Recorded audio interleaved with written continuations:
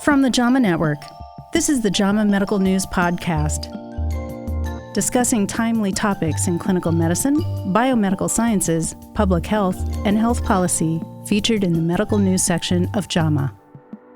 On today's show, we're discussing how the ongoing crackdown by U.S. Immigration and Customs Enforcement, or ICE, is preventing some patients from obtaining health care. I'm Kate Schweitzer, Associate Managing Editor of JAMA Medical News. Lead Senior Staff Writer Rita Rubin is here to tell us about the news. Rita, thanks for joining. Oh, my pleasure, Kate. So, Rita, what's the latest on this situation? Well, it all started because of a change on President Trump's inauguration day.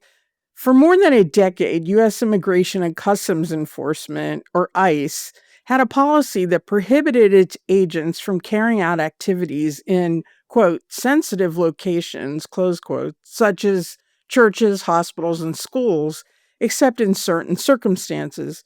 But on the day of his inauguration, Trump signed an executive order entitled Protecting the American People Against Invasion that led to the rescinding of that policy. Now, no longer are clinics and hospitals the safe spaces they used to be for immigrants, whether undocumented or not. Physicians in Minneapolis, the center of the latest immigration crackdown, told me about high rates of patients not showing up for appointments or asking to switch from in-person to virtual visits. In addition, increasing numbers of pregnant patients are considering home births to avoid going to a hospital. And nurses have reported that ICE agents have camped out at patients' bedsides and in other hospital areas where they can overhear personal medical information. And this isn't happening only in Minnesota, of course. Recently, parents brought their 7-year-old daughter to a Portland, Oregon emergency department because she was experiencing a prolonged nosebleed.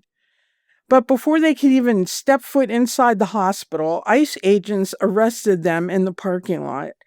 The family, who'd moved to the U.S. from Venezuela in 2024 and had a pending asylum case, was held in the South Texas Detention Center for 3 weeks before being released in early February. And in Orlando, Florida, internist told me his appointment cancellation rate jumped in the second half of January because a congressman representing the area had warned that ICE was planning to open a detention center there. Physicians in Minnesota are taking a page from St. John's Community Health, which provides care to underserved communities in Southern California. When the ICE presence in Los Angeles surged for 6 weeks last summer, patients stopped coming to their appointments. So St. John's asked undocumented clients whether they'd be open to physicians making house calls.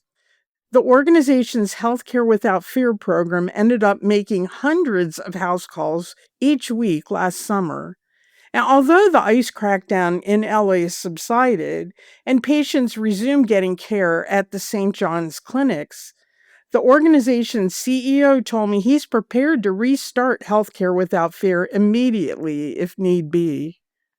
And St. John's didn't just bring medical care to people's homes, did it? Right.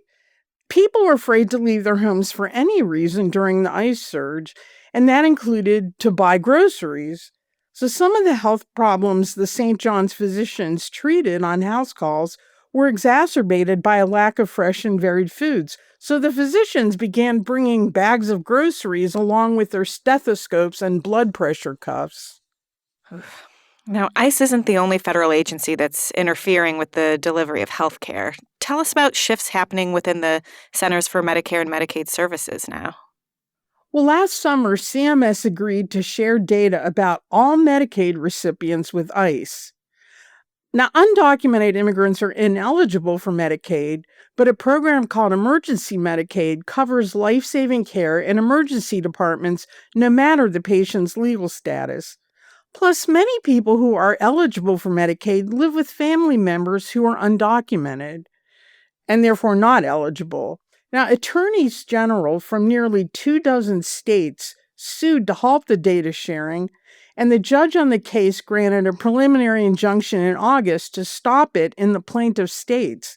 But in December, the judge issued a narrower preliminary injunction that allowed the sharing of some data, including addresses, in the plaintiff states.